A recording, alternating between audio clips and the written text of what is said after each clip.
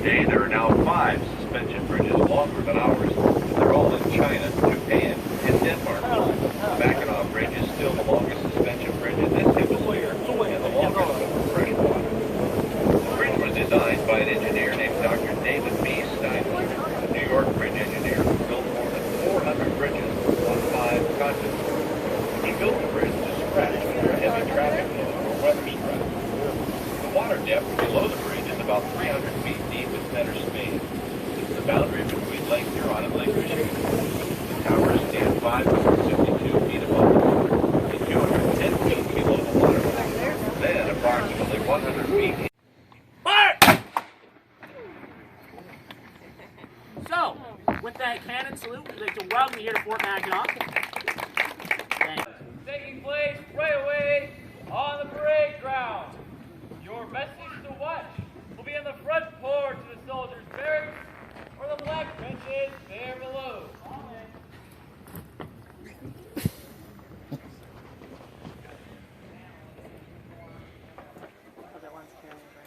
Carry arms. Mark is the center. Chandler is the center. Take intervals at 5 paces. March.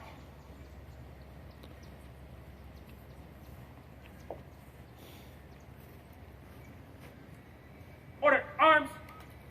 Parade, rest. All right, well, welcome. How's everybody doing this morning? All right, well, that's great to hear. My name is Sam. I'm joined up here by Patrick, by Mark, and by Chandler. And we're going to talk to you guys a little bit about the uniforms we're wearing and the rifles that we're going to be firing. So to start off, we'll talk a little bit about the uniforms, and I'll ask all of you a question. Squad, attention. Carry arms. Assemble in the center. March.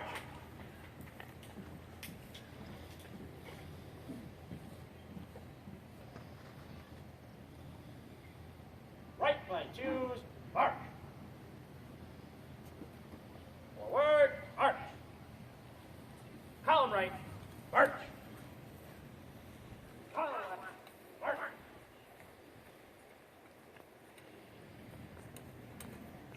Column left.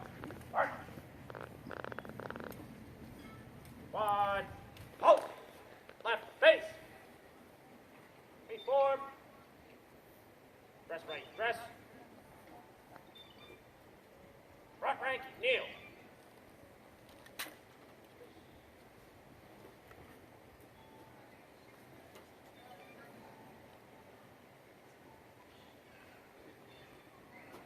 Out.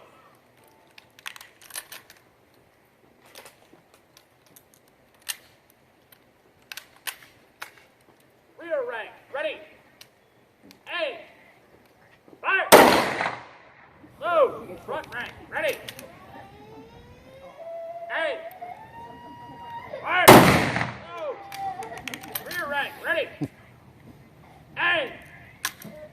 Fire. Carry arms. Front rank. Ready. Aim. Fire. Carry arms. Rise. Forward. Arch.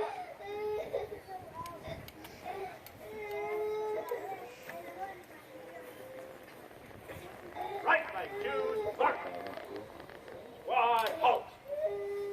Carry arms, or order arms. Dismissed.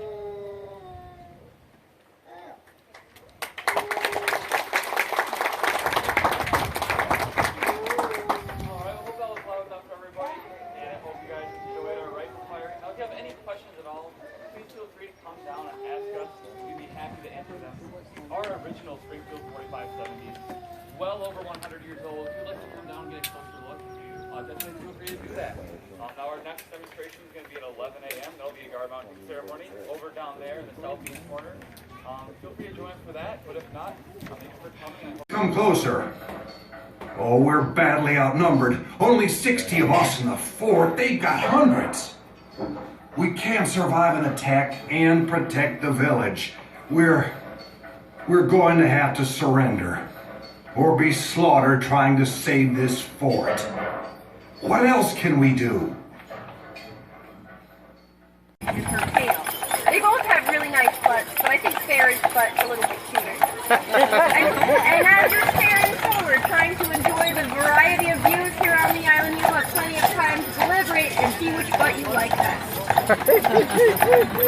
Trust me, and especially for you folks in the front row, you never changes up here. Now, Sarah and Jamie up here are both Belgian draft horses, and they are both mares. So we've got a lot of growth power going on up here. We also have a pair of sisters. So Sarah and Jamie are sisters. They make a really great team when they're not fighting. Well, we're going to wait for that taxi. Traffic is very interesting on Mackinac. Whoa, I said whoa. Whoa means whoa, ladies. Turning left. Heck, Vidro.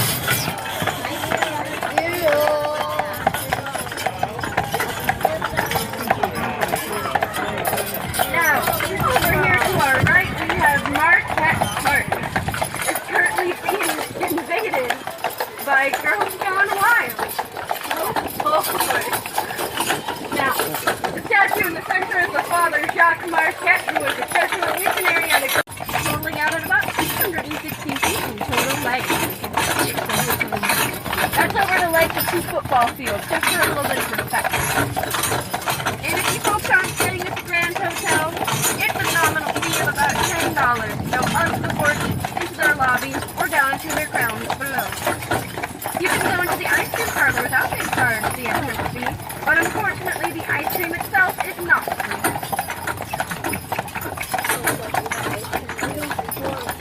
It's needed. Now, people can hear too, when you look up to the left, that's rare. You see that distinctive robin's egg blue that's beneath all those fountains? That color is not only quite pretty, it's quite practical. It actually, deceives birds and insects and other animals into thinking that it's the sky. Why did we stop? Oh, we're just looking at the photographers. And this poor girl's gonna get... I'm gonna put a coat on. It's getting a little nippy with the rain. And that cactus originates in the American South from southern plantations. And it works. I've actually seen birds face plant into the ceiling. And there are various places on the island, other businesses and homes that use this. And some of the really fancy ones have actually had people hand paint clouds to complete the illusion. And between those balconies, you can actually see a line that's going down the wall. And to the left of that is the original hotel. And the light was only added around 60 years ago. There, Jamie, Vidro. Yeah.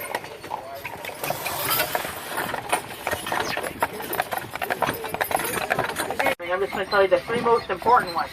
Now, rule number 1, don't pick the flowers. They're all protected, and that means they all have fines attached to them. Anywhere from $10 to $500 a flower per you have to have. Yeah, that means unless you got a couple extra grand in your back pocket burning a hole, which I'm pretty sure you don't. You're on the public tour, not the private tour. You're not fooling anybody. Don't pick the flowers, guys. It's really expensive. Rule number 2 is no camping. Although this is a park and you would normally camp in a park, no camping here. That's because of a very high fire danger. You're going to see a lot of dead fallen trees on the forest floor. It gets pretty dry here in the summertime. Doesn't always rain as much as you'd like it to. And that combined with the strong and unpredictable winds off the Straits of Mackinac makes for a high fire danger. Which brings us to our first point of interest, of fire hydrants. Yay, fire hydrants. Woo! Yeah, you're pretty right to go. Fire hydrant is no different than anyone you've ever seen in your life. What is important about it, though, is location, location, location. First real estate. It's in Mackinac Island State Park. 15, 20, maybe even 30 minutes or longer. Oh, that's okay. I understand you're on vacation. We're just going to rest them in a little bit of shade here for a second. It's a hot day. Now, for those of you who don't quite remember the Twilight and Windsor buildings, that's okay. I also do that part of the tour, too. I'll repeat that little portion about the Twilight and Windsor for you real quick. Listen closely. I only have enough time to do it once really fast. We got a lot of tour to do back here. Okay, probably went a little bit something like this. To left-hand side of the carriage, two large green buildings. The Twilight and the Windsor buildings. These green buildings were originally Victorian hotels, so they were purchased by the Grand Hotel, and they're now used as housing. Let's get out of here. Alright, so we're going to do it the first time, huh, guys? That's right. Okay. Now, who remembers what was there before those buildings? Your tour guide might or might not have told you. Cemetery. A cemetery, that's right. St. Anne's Catholic Cemetery was downtown. Now it's here. Right here in the state park. They moved it once tourism became popular on the island. It didn't exactly take them forever to realize that downtown real estate was getting pretty valuable. And let's face it, folks, these people aren't exactly up on their rent every month. So they got evicted to the state park. Here's where they've been ever since. Now here at St. Anne's Catholic Cemetery, the oldest grave belongs to Mary Vidro. She was the daughter of Edward Vidro from the Vidro house downtown. Now she unfortunately was very young when she passed away. She was only 8 years old. One very cold winter's day back in 1848 here on the island, the Vidro family decided to cross the ice bridge from the island to the mainland for supplies. When on their way back home, halfway across the ice, a great blizzard broke out. Little Mary Vidro accidentally got separated from her family, wandered off, and fell through a patch of thin ice. Now her father fortunately wasn't far behind. He was able to rescue his little girl from the icy waters of Lake Huron and bring her home safely to their house on the island. Unfortunately, she caught pneumonia and died 3 days later. Her father, Edward, was so heartbroken by what happened to his poor little girl that he was the one who started a tradition of lining that patch of ice between the island and the mainland, the ice bridge, with discarded Christmas trees. This marks the shortest and the safest path from the island to the mainland so that nobody else might ever have to suffer the same fate as his daughter. This tradition has been practiced ever since 1849, the year after Mary Vidro died, and it has saved countless lives over the generations. They plan on doing it long into the future, too. Now, it used to be buried here on Mackinac Island, you had to either be a resident or a landowner, some other kind of taxpayer, to be buried there. But times have changed, and so have those rules. And nowadays, they'll allow anybody to get buried here as long as you can afford it. The only stipulation is you have to be dead first. Now, coming up here at the square block wall is the Protestant cemetery. The everybody else cemetery. Now, here is the the most famous grave belongs to former Michigan Governor G. Manning Williams. You can see his over to our left, that large cross one. Now, he was governor here in the state of Michigan during the 1950s and oversaw the Mackinac Bridge being built. Now, the oldest grave in the Protestant cemetery belongs to Harriet Mitchell. She died in 1843. She was actually pretty famous when she died, too. Not necessarily for what she did in life, though, but for how long she lived it. She lived to be the ripe old age of 89 years old, which is incredible. Especially when you consider back in the 1840s here on Mackinac Island especially, people didn't live too long. Only to be in about their 50s or so, pretty short life.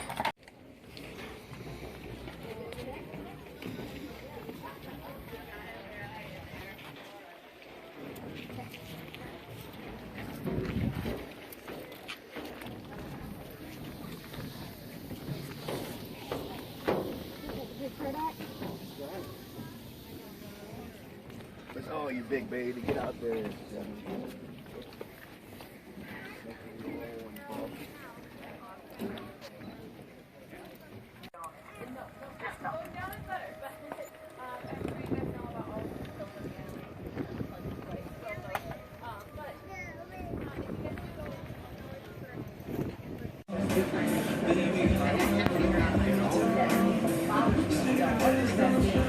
I know what nothing surprises me.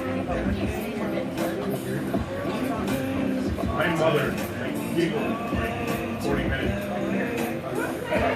That's exactly her hand. Can you imagine that?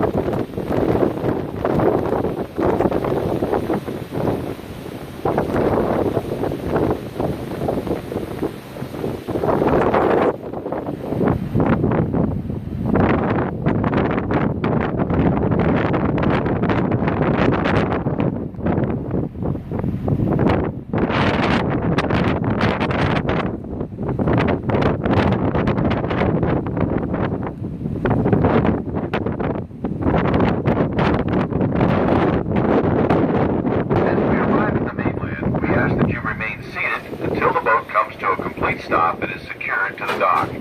Also, let the crew unload carts and bikes from the back deck. When the crew is ready for you to disembark, they'll call out, "All ashore." Be sure to check under your seats and gather your belongings. Take your time and watch your step on the ramp as you walk off the boat.